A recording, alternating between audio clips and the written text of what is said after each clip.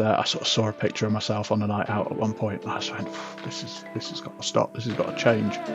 Did you model your famous toe poke onto your Jermaine Defoe?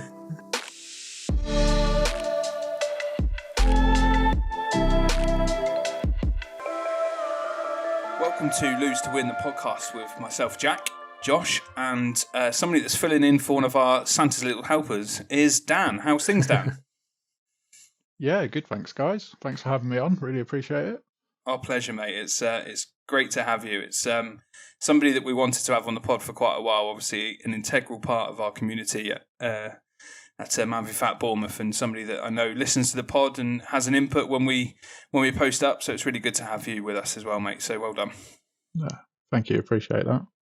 So what we got, Josh? Oh, I was going to say, I just wanted to ask you how you're actually doing, but as in personally how you're doing. I'm okay. It's been a pretty stressful week from me, as you know. I've also coached at Pool, so we've just had our award ceremony coming up on Monday. So lots to prepare for that. We're also looking at possibly doing a reshuffle early, so also looking at the teams for that as well. So keeping busy. But other than that, pretty good. I'd like to be more confident on the football field, but you know, we'll get there. What about you, Josh? How are you? Yeah, I'm good. Yeah, I've had a bit of a strange one. I bumped when I was speaking to Steve on Tuesday. I've been saying recently I've been feeling a bit irrationally angry in places, just strangely, but I just in my mood in general. But otherwise, I've actually been really good. You know, life's going well. So the week's been okay. Not really sure what to expect on the scales when I get there. I think it'll be touch and go. Okay. But otherwise, all is good. So don't let me make it seem like I'm in a big rut or anything. But no, mate. You mentioned about the irrational anger with anything. Is there, without diving into too much, it's not a therapy session, but is there anything that you think that's contributing to that has anything to do with your football or your weight loss or anything like that? I don't think so. I mean, like everyone, I get frustrated sometimes after having a bit of eating something I shouldn't. You know, just like everyone, I come back to it and go, oh, I really shouldn't have done that. I didn't need to do that. It was just stress reliever or whatever it was, or I had a craving, I just gave in. But not really. I haven't had much of that anyway. This is what I'm saying. This is why I'm saying it's irrational. Is because there's no good reason behind any of it. Just how it's been. Yeah. How are you anyway, Jack? How have you been? I'm all right, mate. I've been stupidly busy. Funny enough, we were just chatting off recording, and I was showing you my schedule, how it's been, and what it looks like up until like the next couple of weeks. For me, in the sales industry, it's very, very good to be busy, but my head is spinning, and my wife consistently tells me I take too much on with organising 11-a-side football and Thursday nights and everything else. But it's kind of. Funny enough, I always say to her, she's been saying tonight, because I've got a bit of headache and not feeling 100% now. She's like, why didn't you just give it a miss? And it's almost my medicine, because I feel like I work so hard in the week and in the day that my little treat, I don't go to the pub, I don't do anything else really, anything like that, is kicking a ball round for an hour with you boys on a Tuesday, Thursday and Friday night and any other night that I can get away with. And it's one of those things. It's very difficult to explain to somebody that doesn't do that. She has her own things, as most women do, with her girlfriends and whatever else they get up to. But she just doesn't quite comprehend, even though we've been together, married for 10 years next year. Might be in trouble for getting this wrong. I'm sure it's 10 years next year, and then been together since we were 16. So she's known me an awful long time, and I've never changed in terms of my love for playing football and watching football and whatever else. But it still amazes her for some reason, which is quite funny.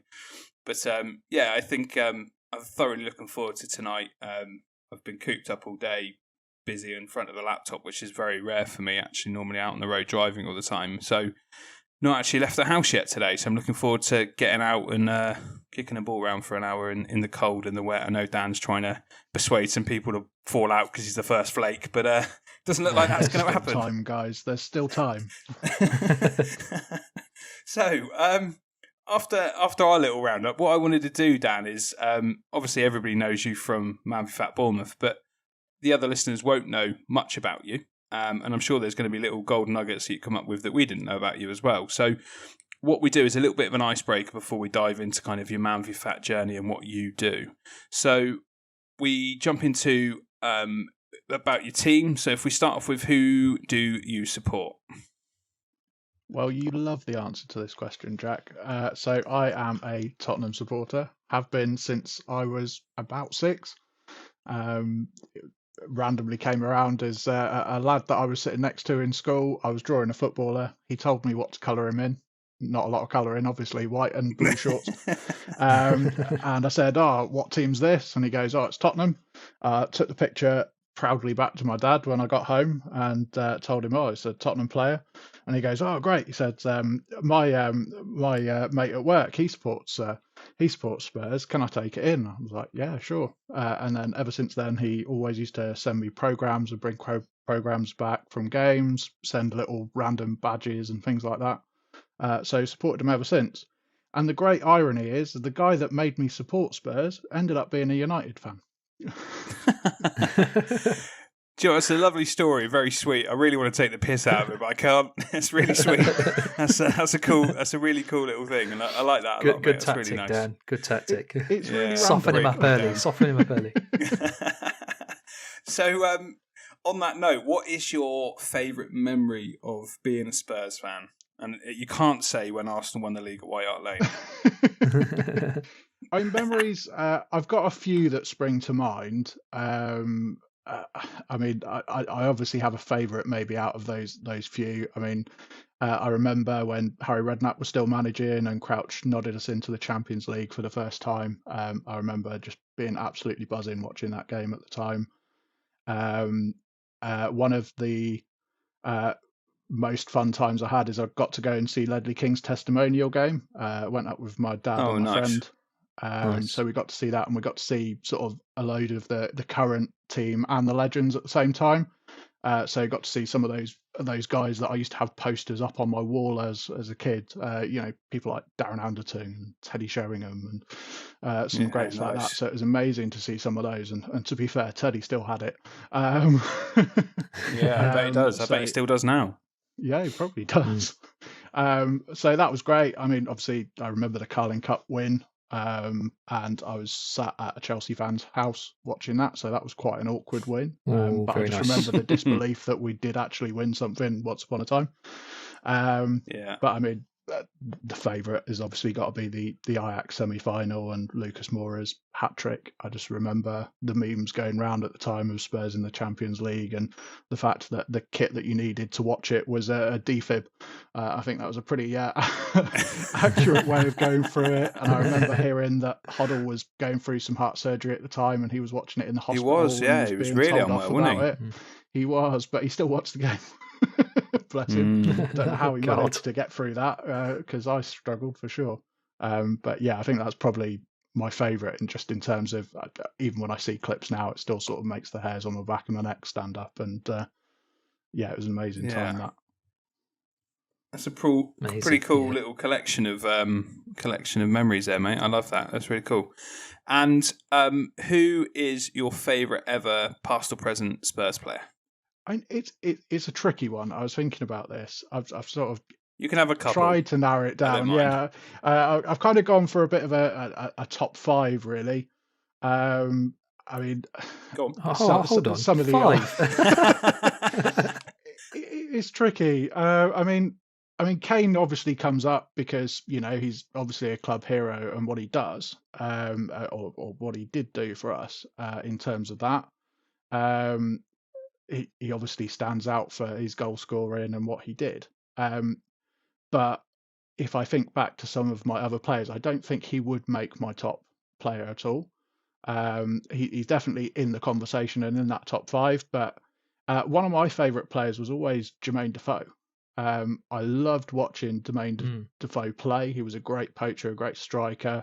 And he's probably one of the few players that actually when he left the club, I still followed him and I still wanted him to do really well, and sort of enjoyed him wherever he went. So I think Defoe is definitely up there.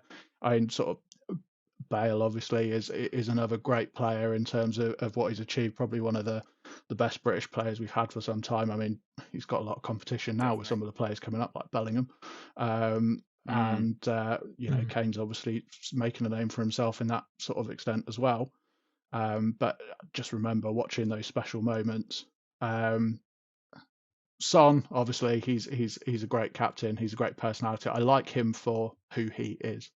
I think he's an exciting player to watch, but also how he is with people and how he is on and off the field. He's a great guy. And random little always smiling, honourable mention. Exactly.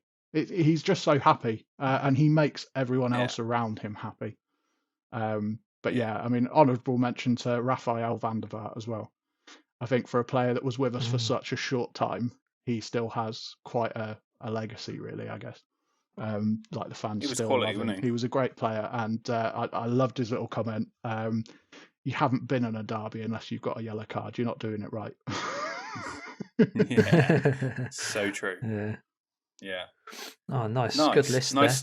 Yeah, great little collection. Interestingly, I was on the way back from Football Tuesday night and I listened to Sports Bar, and Jamie O'Hara and Cundy were talking about Defoe. And O'Hara was saying how he played with him. He said he couldn't ever work out like if he was a great goal scorer or scorer of great goals.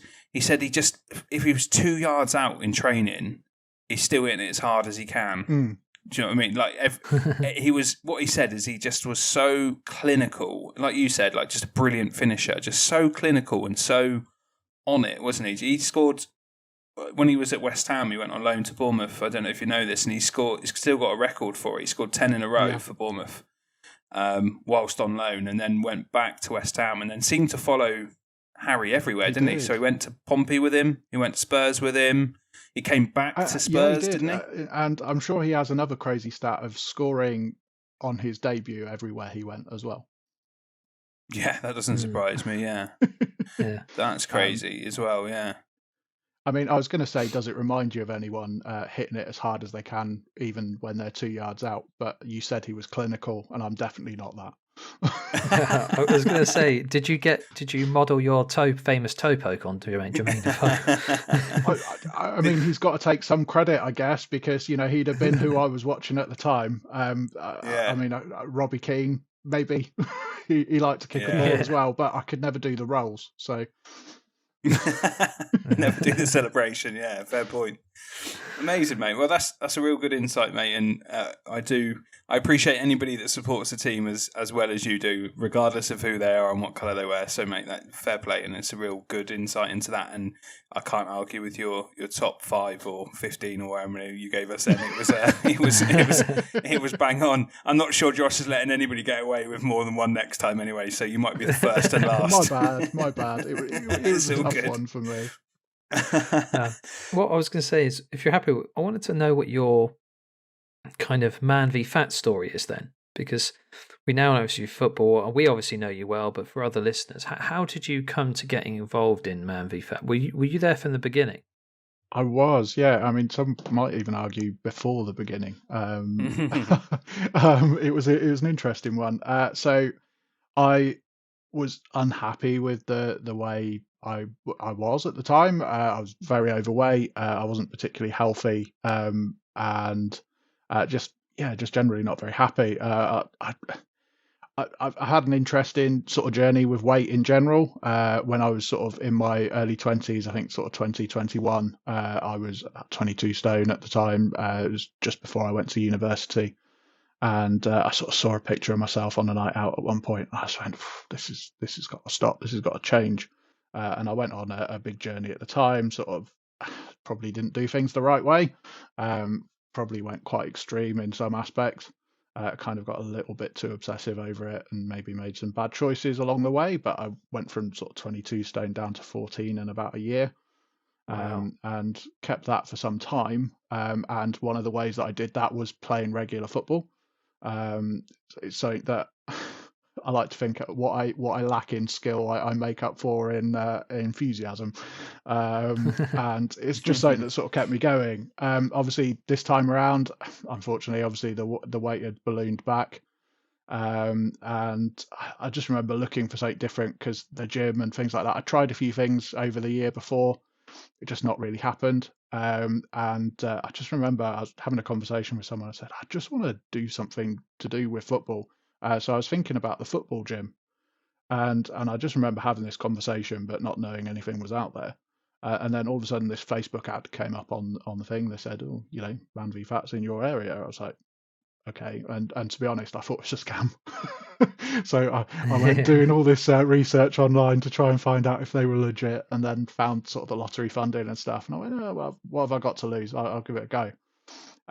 So I think we signed up. The league wasn't live at that time, and I think about 6 weeks after or 6 weeks after I'd signed up, they sent a message saying we're going to start it up. I was like, oh, brilliant! So they put us all in a group chat, probably about, again, 6 weeks or so before they started the league.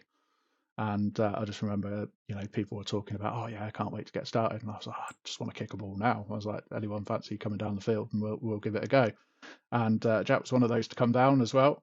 There was a few of the original crowd, but some of us were playing football down on a field 6 weeks before Man v Fat even started. Yeah, it sort of went from there, really. We all turned up on the first day, and I guess because I'd already sort of started people playing and talking about football, I guess I was maybe more vocal than others at the start. Yeah, sort of went into it and took off, hit the ground running. I think over the first 6 months of my time or something, lost 32 kilos. And Wow. things were going very well. I'd managed to become a player facilitator at the time. This is just before Steve joined us. Managed to be a player facilitator under the old coach there. And then... what a shit show that was. Not you, but Lloyd. Oh my God, that was so bad, wasn't it? I think I just want to jump in. I think you single-handedly saved the club before Steve came along because of how difficult it was with the previous coach and how he kind of ostracized himself and just found himself arguing over everybody. Do you remember he had beef about having to wear a mask, didn't he? And the club, I think Man v Fat were making him wear masks and he would refuse to, and conspiracy theories and all this stuff. I think he just didn't do himself any favours, and some of the decisions he made are nowhere near the standard of decision that we've come to get used to with Steve. So, yeah, credit where credit's due, mate. You're a big part of why the club is still going, because he was determined to run it into the ground. One of my key memories of the old guard, as it were, I remember I'd heard lots of different stories of different people with different things. I remember a couple of things that he did that I didn't particularly like. And I was sort of a bit shocked, and I know some people are going, oh, you know what, I don't know what's happening here. And I remember something came up, and he basically just stopped answering people, and he didn't want any part of it. And everyone was like, look, we need this sorted. And I was like, I couldn't get hold of him. So I was just like, oh, okay. What we can do is we can just sort this problem. So I went through and very fairly, very evenly just went, okay, so if so-and-so plays for so-and-so and so-and-so does that, everyone's happy, right? And that was it. Everyone was like, oh, that's great. Thanks very much, Dan. That's amazing. And I was happy. I thought everyone else was happy. Thought I'd done a good job. Thought I'd been helpful. And I remember walking into the office, and he went, Dan, I want a word with you. I was like, okay. And what was his words to me? The path to hell is, what was it? The path to hell is paved with good intentions. No, what a wanker. And I was like, sorry? What? And he went, leave things well alone. I was like, okay. Yeah. But yeah, so then we had Steve, and he was fantastic. Absolutely. And around the time we got Steve, as you know, I was also offered the opportunity to become a coach in pool, which is definitely one of the best things I've ever done. Yeah, because you're part of 2 leagues, aren't you? So you're part of the Bournemouth one. Was that the one you originally signed up to with Jack in that, and then Paul you just joined Paul separately, or was it Paul your first one? So I was playing, and obviously a player facilitator or assistant coach, depending on what you want to call it these days, for Bournemouth, and Man v Fat, the regional manager, approached me and said, "We're looking to create a new league in Poole. Is it something that you would be interested in applying for?" We think with the way you work, we think you'd be great for it. So yeah, I gave it a go, jumped in with both feet. We grew from, I think, about 14 players to, I think at a peak we've had about 55. We're currently sitting at around 40 at the moment. And all joys of running a league. Yeah. I was just interested in this all because I know you've been involved in a couple. So, by the way, I like how you said earlier on, Steve was, and you made sure to say was good. Like it's changed, didn't he? No, definitely not. That's not what I mean. He's putting words in your mouth, Dan. Be careful. I'm just staring. Get Steve's attention. A breath of fresh air in what we had, and sort of help, sort of getting him embedded and getting him introduced to everybody was a pleasure. He's a fantastic guy, and he's perfect for the job. And I think we're so lucky that we have him. Very much. Yeah. One thing I was just thinking about, actually, Dan, is it's kind of a wider question that I'll try and ask some people that aren't from Bournemouth or Poole, but I wonder if anybody has had as much controversy in their clubs as what we had to start with. So before your time, Josh, we had a white team, I won't mention any names, but a white team that decided to one week all turn up and not weigh in at all. Oh, I've heard the story. Yeah. Go on. Oh, yeah, I've heard it. So they all turned up. Yeah, no, keep going. Nobody weighed in, and essentially they were banking their milestones and their weight loss for the next week when they really needed it. I can't remember if it was a cup week or not, but they were basically just banking it to manipulate the system and use it the week after. And it wasn't until after the games did the previous coach realise that an entire team hadn't turned up and weighed in, but recorded a result on the pitch, and that sparked probably the first of a shit ton of controversy that we've had, and we seem to keep having. Interestingly, probably I must admit, it's a lot better managed than it was under the previous coach, but it just seems to be stooped in controversy, and I think that is a credit to everybody's desire to win at all costs, which isn't always the best motto, especially in the type of league that we're in. But nevertheless, there is certainly a lot of skullduggery and a lot of things that go on behind closed doors that people aren't completely sure that happens. But I don't know what you mean. Have you had anything of the sort at Poole? I presume probably not that bad because you're on it. But is there anything that you've kind of gone, fuck me, why is that? Why have you done that? But kind of gone, fair play, you've kind of cheated the system a little bit there without even getting noticed, or tried to not get noticed. I mean, it's tricky. I think first of all, I'd say that some of the earlier controversies, I think, in fairness to both the previous coach and just at the system in general, whenever something is new and fresh, it takes a while sometimes to bed things in. Obviously, we had a coach before the other coach, so and we had sort of a little bit of time of turbulence, didn't we? So I think there was a lot of things where maybe some of the rules or some of the way things needed to be done weren't necessarily apparent at the time. And of course, whenever anything's new, someone's always going to try the boundaries early on to see what they can or can't wrangle, I guess. I think human nature as well, isn't it? Absolutely. I mean, these guys want to win. They want to do well. I mean, to be fair to the Whites at the time, they were losing weights and doing quite well. They were doing the right things, albeit the wrong way, if you like. They'd put in the work and they'd have got the results on that week if they'd have wanted to. In Yeah. regards to Paul, I think I was very blessed in the fact that I think I do have a lovely bunch of guys, but I think also having the experiences that we had prior put me in a very good position to know early off what to look out for. So I think sometimes it's the blessing of experience, isn't it? When you see something, you can go, oh, okay, I'll tweak that, or I'll try that, and things like that. That's not to say that people haven't tried to pull the wool over my eyes. I am guilty of being the person that likes to try and see the best in people, and not being someone that is massively driven competitively in that regard.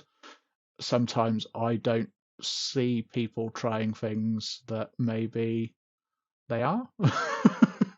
I remember I obviously I'm someone that usually gives a couple of guys a lift home before and after, and they went, "Damn, have you ever considered this?" And I'm like, no. But yeah, I think every league has their challenges, and different people trying to find a loophole. As you say, human nature. Definitely. What's your favourite part about the coach role? I think I love football like yourself. So just being in and around it is always a place that makes me happy. And I love watching people achieve things. I love watching that. It's that eureka moment when somebody, the coin drops, the penny, the penny drops, and they suddenly find their confidence, they find their way of losing weight, or they just find a way of being happy, and feeling like you may or may not have had some input into that is very rewarding in itself. Helping, I mean, Man v Fat did a lot for me. It's helped me with my confidence, and it's also helped me lose weight and become healthier. And being able to give that to other people as well is amazing. Yeah. Lovely, mate. That's brilliant. Exactly what I'd expect from an answer from you like that, and that's bang on. It's amazing, mate. And what you do and what you and Steve do and all the other coaches in the community is you're there regardless of the weather, regardless of the situation. You're there to support the players on a journey, and you are facilitating that journey for them. Inevitably, you can take a horse to water and all of that. And I think the advice and support that you can give will make a big difference. That's it. I mean, people come to you. I mean, I've had a couple of messages over time of people saying, "Oh, you've been amazing. You've really helped me with this, that, or everything else." And my go-to answer is, "I haven't done anything." At the very least, if it's a platform that I've given you to grow, then that's great. But they have made these changes. They have made the positive changes in their life. There's two people that spring to mind for me. I mean, James has been absolutely phenomenal. James Green in Poole. He's lost 43 kilograms. He's in his BMI. He's hitting maintenance. He's just come on leaps and bounds. He's been absolutely incredible. And sort of his confidence and his happiness and the way he's gone about things is just phenomenal. And he's put in all the hard work. He's done everything. And he deserves the rewards that he's now getting for that. I had another message from another player, Lee. I won't tell you what the message was, but in terms of, he'd made a lot of very healthy changes in his life, including sort of giving up smoking and losing weight and things like that. And he was feeling so much better after a period of time of being with the club. And sort of getting messages like that is incredible, and it really shows what Man v Fat can do for people. And it isn't just about the weight loss; it is about being happier and healthier, and whatever that means for each person. Yeah. And it's incredible. Yeah, amazing. And I can certainly testify for knowing the majority. I think probably still not seen him for a little while, but knowing the majority of the Poole lads through games that we've played together or where they've joined in on particular nights we do, or whatever's come across, you've got a real great bunch and a real strong core. People like James and Lee that you've mentioned are really integral to a club being successful and doing whatever, and that's really good. And yeah, a great bunch of lads, and it's nice to have another club so close. I know we've not played each other for a couple of months now, and probably for a good reason. We saw a lot of each other quite often in 11-a-sides, and it got beyond competitive at one point. But I think I would like to organise another game, and especially with some of the new blood that you have and the new blood that we have. It went from, if you don't mind me saying, Dan, it went from you've definitely gone on a journey in terms of the ability of the lads as well. When we do the 11s, it certainly comes away from the weight loss and it becomes more about the football. And with that, it started off with us scoring a considerable amount of goals in games against you, and it almost become silly. I think that's fair. It wasn't a fair game and a fair side, and each time I kept saying to the lads, especially people like James, is that I can see the improvement each time without kind of being patronising in how I was delivering it, trying my hardest not to, but I could see how they were improving. And we necessarily weren't. I think we were stagnating at a certain level. We found our kind of peak performance, and you guys were certainly catching us up, and certainly proved in the last game. And I look forward to organising another game soon, hopefully when the weather sorts itself out and we can have a proper game and enjoy it again. It'll be really good. Absolutely, I think the guys would like that as well. Maybe if we do it in sort of Santa hats and Rudolph earbands or something, perhaps we can do it in good spirits. Yeah, that will soften everybody up. Yeah, a few mince pies after and all of that sort of thing. Yeah, try and get red and green kits sorted. Everyone wears red. Yeah, talking of Santa's Little Helper, that was a reference to Ben. Obviously, Ben's not with us this week as he is very busy this time of year doing whatever he's doing within the thespian world that he lives in, and I'm pretty sure he's probably helping Santa along the way somewhere too with his height. I'm sure he fits the bill and ticks all the boxes for Santa's Little Helper. So shout out to him, and he'll be back soon if anybody's missing him. Yeah. One question I had for you, Dan, quickly then, just before we move on, is how is your current weight loss going?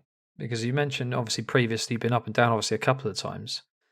How have you been finding it? Because I've been in the league for about a year or so, and I have to admit I haven't kept massive track of everyone's weight, so I don't know how everyone's really done in that time. But how have you been doing? Unfortunately, you've probably seen all of my unflattering bits.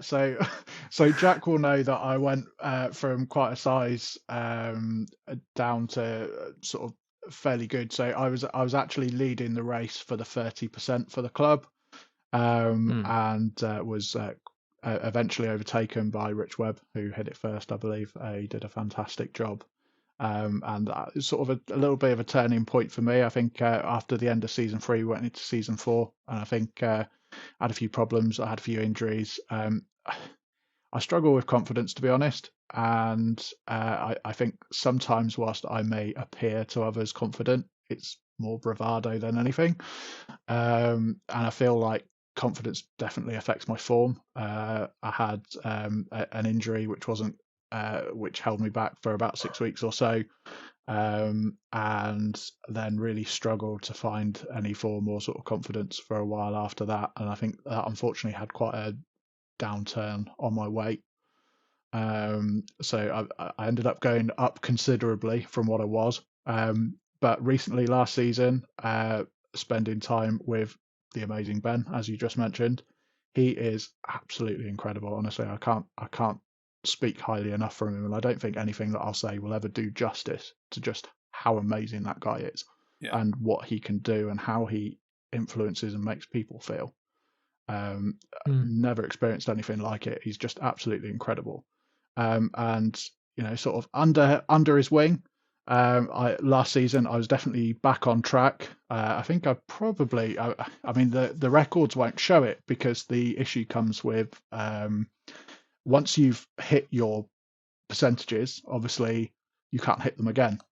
So despite the fact that I went up quite a lot, I mean, to give you an idea, I lost 32.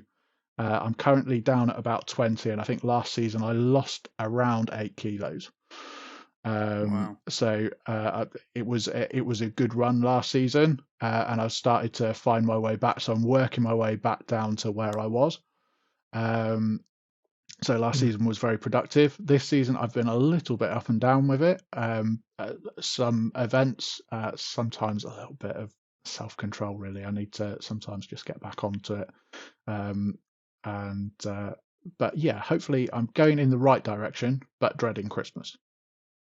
Yeah, fair enough. Yeah, fair enough. I was just curious because I didn't, as I say, I haven't really kept track of people's weight. I just wondered if there was anything in particular you were struggling with, anything that you're finding that's kind of put you back, but you've kind of gone through it. So I think struggle-wise,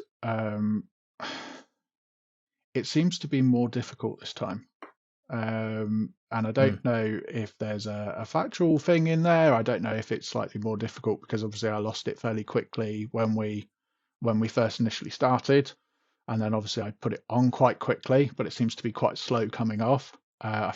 Feeling like I'm having to work a lot harder than perhaps I did the first time round, and sometimes getting that little bit of motivation, especially when it's cold and it's wet, and you know, as you mentioned, you can have a lot on your plate, sort of with work and other things going on as well. It's definitely been a little bit of a struggle to get it off this time round, but we're working at it. But as you said, I think sometimes you just need a good week under your belt, and everything can look very different. Yeah, definitely, absolutely. Awesome. If you're happy with that summary, Dan and Josh, I think we'll move on to some other bits and pieces. I know Josh has lined up a few bits around some football narrative, and we can dive into that. But thank you so much, Dan. Thanks for opening up and sharing that with us. No worries. Thank you. Yeah. Well, before we move to some football narratives, we have our roundup. Yes, to go through.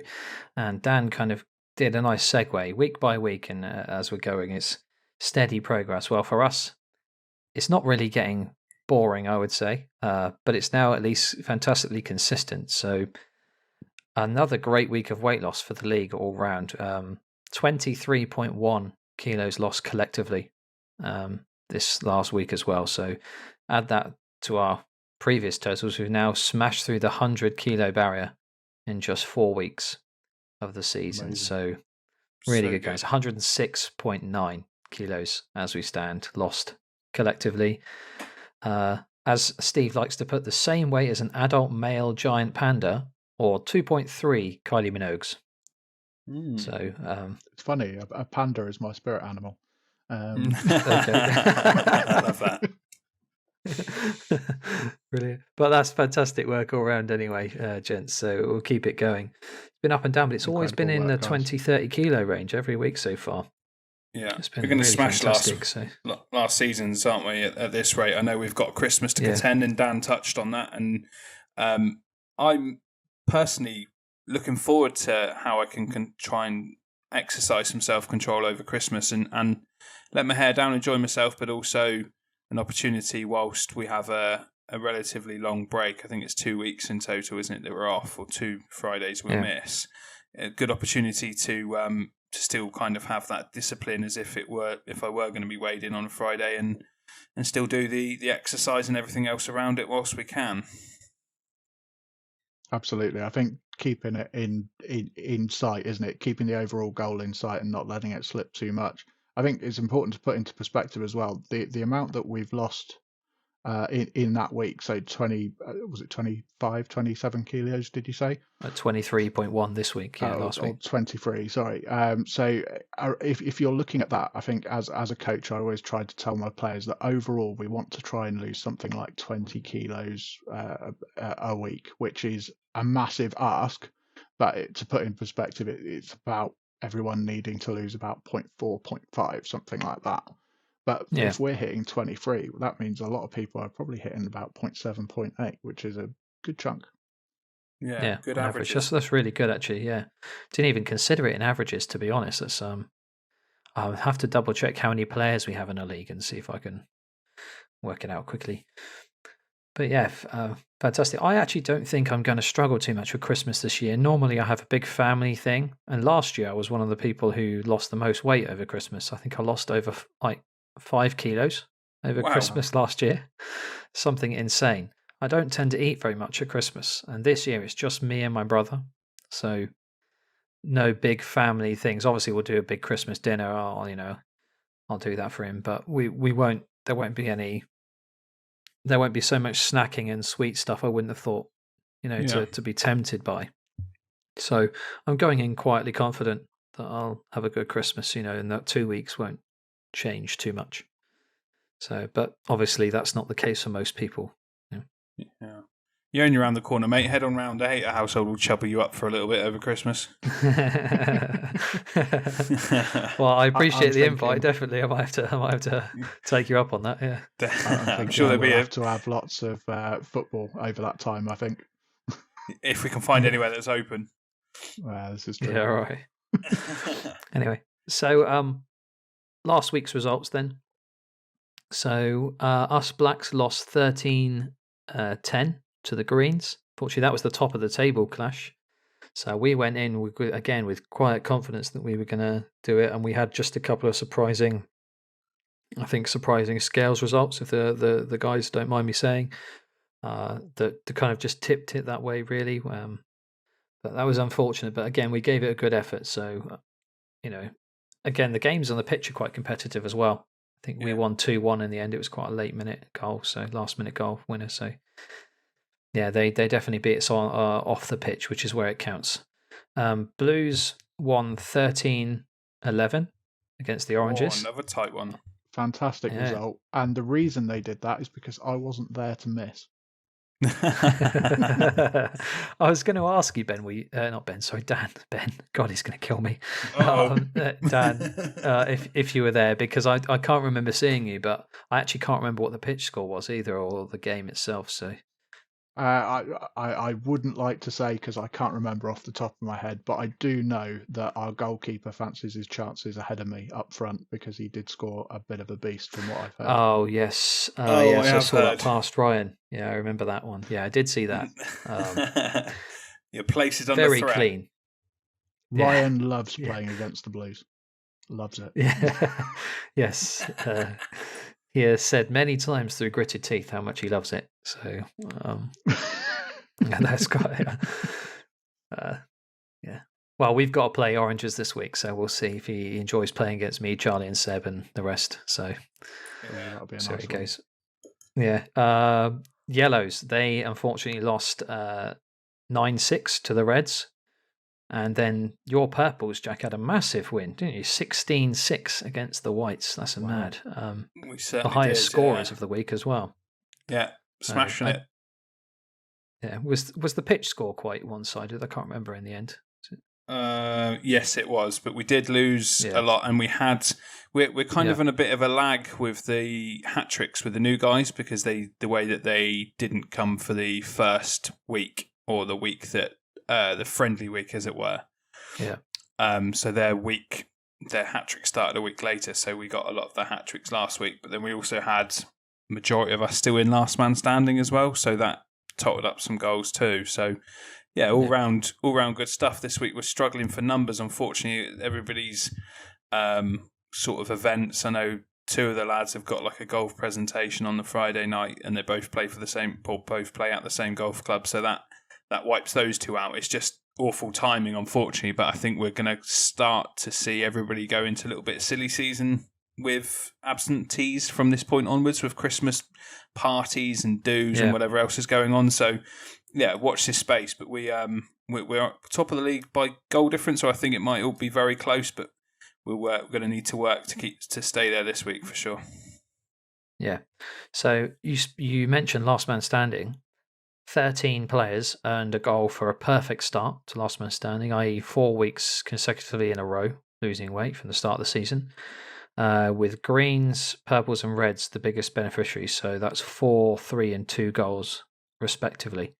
Nice. So you had 3 then, Jack? Yeah. So yeah, I'm one of those as well. I'm quite happy about that.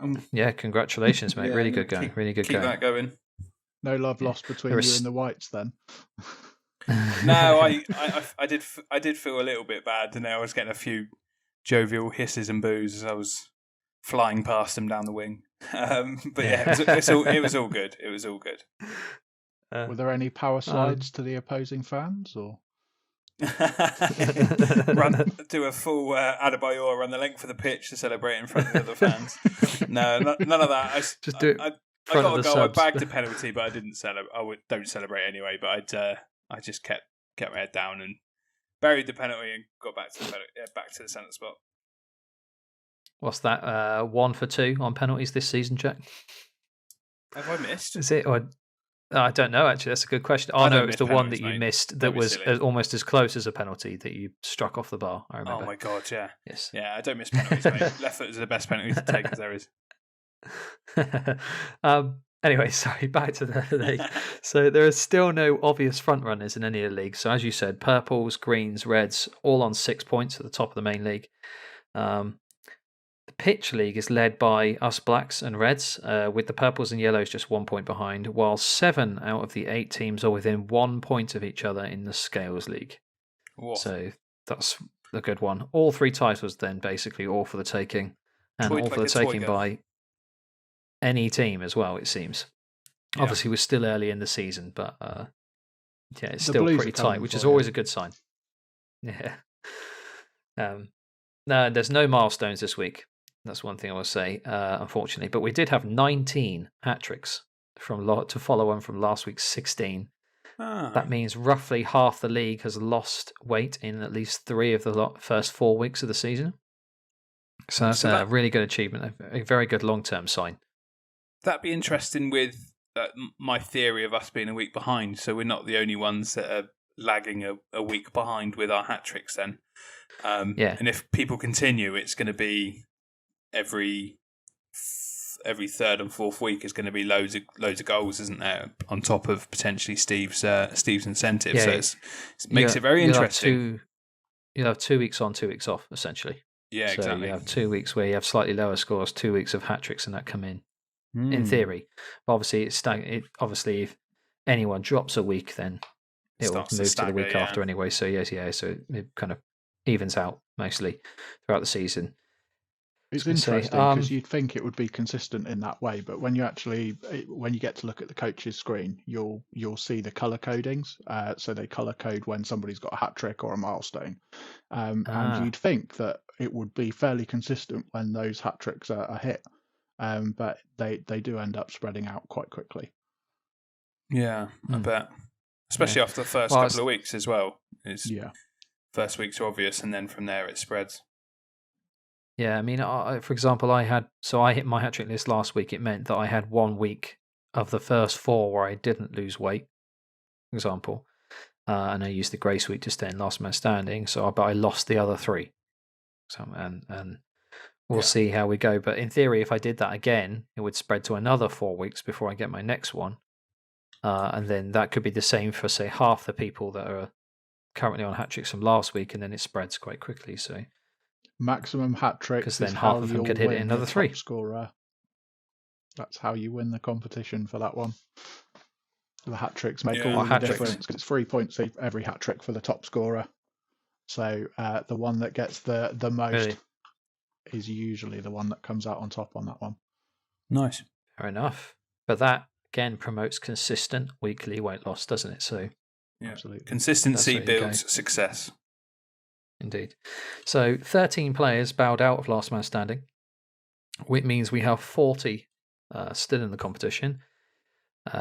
Just as a caveat, remember that when that number drops to 30 or below, there's a bonus goal for the survivors. So that could be as early this week. Let's hope not, but it could be. And then we move on to Team of the Week, which was another very strong Team of the Week. George Howe from the Purples lost 3.6 kilos to top Team of the Week, which is insane. A fantastic achievement.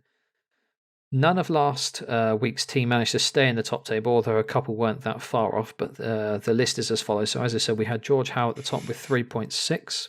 Gerard Hunter with 2.8. He's new to the Blues, I believe. I'm correct. Yep, he is. Yeah. And then we've got Kevin again with 2.5, and he seems to consistently keep making it. And I did make a point to say to him that if he made it this week, I would shout him out. Yeah. So consider that a shout out, Kevin. He's smashing it. Yeah, definitely. Phil Haley I believe another new member. I think again, I'm going to say yellows just off the top of my head. That's 2 kilos. And then Micah hit 1.8, and Ramsey, back from missing out for a few weeks, hit 1.7. So that's our team of the week. That's it for this week, really. I've got to say there's nothing else to say, just other than let's keep going. We've had a really, really good start to the season. It's very competitive, both on and off the pitch. And that's what we all want, isn't it, really, ultimately? Because it leads everyone to do that little bit more in their for their health and their well-being. And there we go. That all those small things that help chip away to our ultimate goal. Definitely. Good work, guys. Well done, everyone. Fantastic. Yeah. If without further ado, then should we move on to some football topics and narratives? I know you, Jack, being a big Arsenal fan, have something to say on some sort of recent news regarding the Arsenal goalkeeper situation, is it? Yeah, I do. I've been racking my brain whilst we've been chatting, actually, because inevitably I end up talking about Arsenal most podcasts anyway. So I think we should have a little section, give it a name, and I'm going to steal it from a place that was close to my heart, and still is when I go up to the Emirates. And it's actually a place called Piebury Corner, and I'm going to steal that for my little section of the pod. So obviously referencing the pies. Do you need a theme tune? No, I'll be alright. I don't need one of your little Batman theme tunes. I'll be alright. So we'll stick with Piebury Corner, and interestingly, it's been an interesting week. Isn't it funny how international weeks tend to bring out players and other kind of stories and narratives that when they go away from their club, certain things are said and things are mentioned.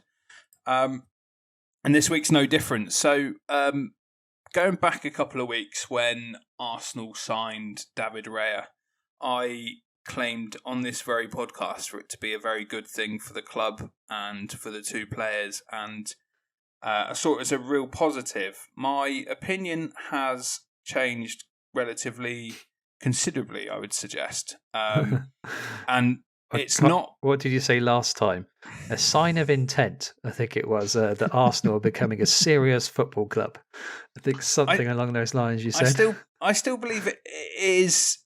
I think it's so difficult to word it, but it's an inventive way of kind of doing the right thing. I just think it was the wrong position. I think when you've got multiple attackers, defenders, midfielders on the pitch, but you only have one goalkeeper, it's a strange position to try this in. And what's made me speak about it this week more than any really is Nick Ramsdale, who is obviously Aaron Ramsdale's father, has appeared on a Arsenal podcast, which I think is probably, to start with, relatively ill-advised anyway, especially in the circumstances.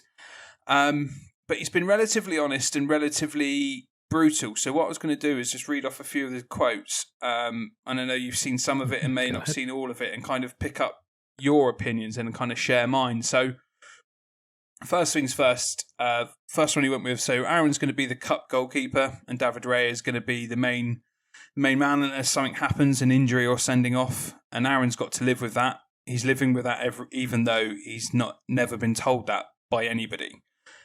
He goes on to say, you've got to give the guy a chance, for God's sake. Squad evolves all the time. Nobody's going to be there forever. The way it's been done, in my eyes, is completely wrong.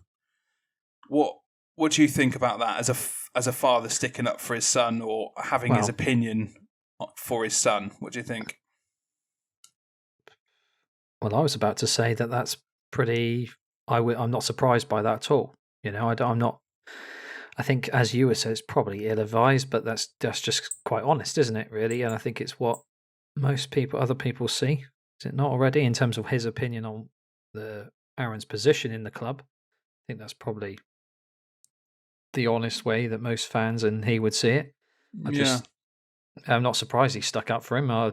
You know, as ill-advised as you want, it's just honest, isn't it, really? Will always look out for their child, won't they? And for something that is quite obviously emotionally charging for both the son and the father. From what I've read, you know, Aaron has taken it quite hard. And I think Yeah. whilst it may be slightly ill-advised in the way that he's gone about it, I don't feel that he said anything wrong, and I don't think that he's, for something that is emotionally No, charged, yeah. he's talked about it very factually and very rationally. Yeah. Let me read off some of the other bits and see what you think as well. So he goes on to say, Aaron's lost that smile. It's really difficult to see him there. He said, having been shown a picture of his son smiling at training, we all keep saying, you need to keep smiling. And at the moment in time, we haven't got that smile in him. And then he also added, my only problem is when I spoke to Mr. Arteta on the phone before Aaron signed, he said I wanted Aaron. But now David Raya is back on the market. He has David Raya instead. If I get that name right, it'd be ideal. So one thing that is also of note as well is that nothing more than probably 2 or 3 months before David Raya signed, Aaron Ramsdale signed a new, I'm pretty sure he was probably on a packet anyway, but a new bumper contract, as well as winning goalkeeper of the season last year, so voted by his peers as the best goalkeeper in the Premier League last season. My opinion on it is that I think it's probably ill-advised. I can't see how it has done Aaron any good. I can't, especially with how it's really gone to press with it all. I can imagine he's probably going to be having a conversation with Arteta when he goes back and the club, and I'm probably going to say, can we try and prevent this from happening? I don't disagree with anything that his dad has to say. And as a father, I can only begin to imagine how he must feel and how that must be difficult for him to see. But I think that in the kind of security in the confines of their own homes, that's probably where the conversation should be happening, and he should be able to go, you have all of our love, you have all of our support, we back you with whatever your next step is. You've done brilliantly so far. Keep your head up, keep going. And if they don't want you, somebody else will. And I can almost guarantee there's a lot of teams queuing up for him. He had a phenomenal season and has been brilliant. I think his options are going to be endless, and Arsenal will make a buck on it if they do sell him, which I think they probably will. And I think, in hindsight, I think it's a mistake going completely against what my opinion was previously. That's a beautiful thing about opinions; they can change. And my opinion is that it's a mistake by Ramsdale, whoever's made that decision. I've got some inside kind of information about it because I know somebody that knows him really well, and it echoes exactly what Nick has said in here, that he hasn't really had a proper conversation with anybody about why he was dropped. My frustration with Arteta is that he comes out and says, I pick people on form, I pick people on how well they're playing, what they're doing, how they're behaving. And I can't imagine I didn't see that Aaron had done anything wrong. And Raya has had notable mistakes, some leading to goals, some not. I'm not saying he should be dropped, but he's not really been true to it or consistent with what he said to start with. What do you think? Yeah, it just seems so underhanded from Arteta, and I mean this on Arsenal in general. That's all I would say. I don't know that for a fact. I don't know that that's what's gone on, but it just strikes me. Why did you give him the contract in the first place if you were going to replace him? Yeah, because that's essentially what they've done. It's given him a massive contract and then gone, oh shit, there's actually someone we did want in the market. We'll get him instead and forget everything we've already said and done, and it's just business. And and I'm not really sure. I mean, we, in the nicest way, Jack, I'm not really sure I really believe everything Arteta says in a press conference. No, he's half the time. Very deceptive. So I just take everything with a pinch of salt. And so one thing ultimately, this is just going to come to a head, isn't it? Really? Yeah, I think one thing of note as well is that there's two things behind it as well. So the head goalkeeping coach is ex-Brentford, and he is also Spanish. So I think his influence on the situation is probably relatively substantial, as you'd hope it would be as a head goalkeeping coach of a professional football club. I'd hope that Arteta bows to his superior knowledge of that position that not many people are any good at. And I think there is definitely something behind that, sadly. And I think we'll see Raya sign permanently, whether it be January or whether it be end of the season. I'm not sure when that's an option to do so. And it will be at a snippet of a price. And I do think Arsenal will fetch a pretty penny for Ramsdale, especially with a 4-year contract and the British player or the English player tax and the quality that he'll provide any team. It's just whether I think he goes on loan in January or not. He's got to play if he wants to even get on the plane to Germany, let alone be pushing Pickford, which is another story for another day. And I bet that's in the back of his mind, isn't it? Like he probably went into the season thinking, I could be England's number one if all goes well by January. Yeah, like he have a brilliant season. There. He deserves to be in that conversation. He deserves to be playing. And I think this is the tricky thing. Whilst we are talking about something that is definitely just how football works and how things are and how cutthroat it can be, he's got to think about his career. And I think you're correct. I think it probably will be a mistake from Arsenal to let him go. It's certainly a mistake, I think, how it's come about. And I think, but as you touched on, Josh, it is business. Yeah, I actually don't necessarily believe that it's going to be a phenomenal mistake for them to let him go. I actually don't believe that's the case. I'm not saying David Raya is better. If that's the kind of style they wanted to play, if that's what Arteta was thinking of in the first place, however poorly it's handled, I guess ultimately they're going to move in that direction. And Ramsdale's just going to suffer, and that doesn't necessarily mean that for their club and for the football they want to play they're doing a bad thing. I just think it's so badly handled, really, ultimately, that I think most people just feel sorry for Aaron Ramsdale because he doesn't deserve it. He doesn't deserve it. So just I think outside of a few clubs that I know that have not really taken to him, I think he's relatively likable as well, and I know that he is definitely a personality. And I'm sure that personality has shrunk somewhat with the knock on his confidence, I think. But yeah, that's my bit on it. It's interesting. I appreciate both of you sharing your opinions, and it's interesting that they match. But certainly from a father's perspective, I would hate for. Oh yeah.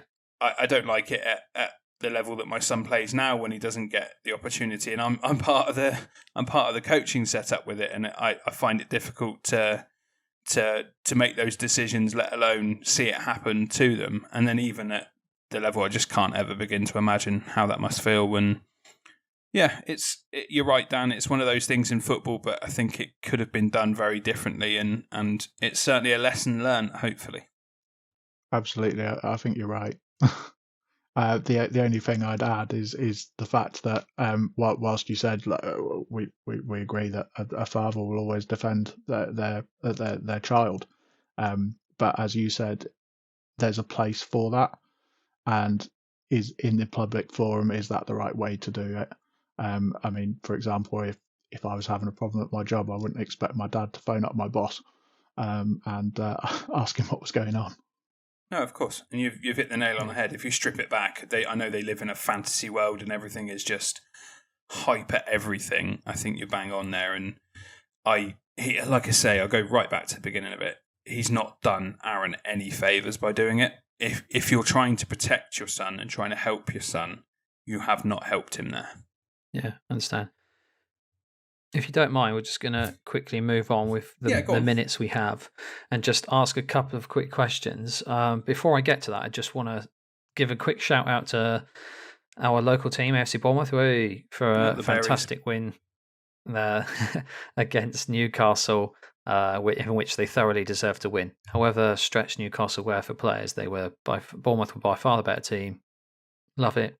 Moving on.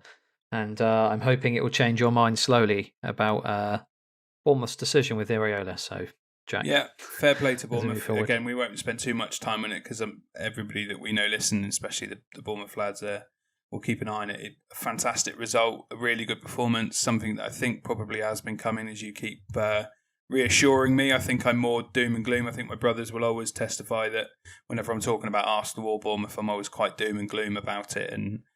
But he's proven me wrong so far, and he's got an international break now to really bed in some of those positive vibes with the players that are still there, that haven't gone on international duty, and hopefully they come back bouncing, because I think they've got a couple of toughies coming up now, and the big run-in over Christmas is always so important.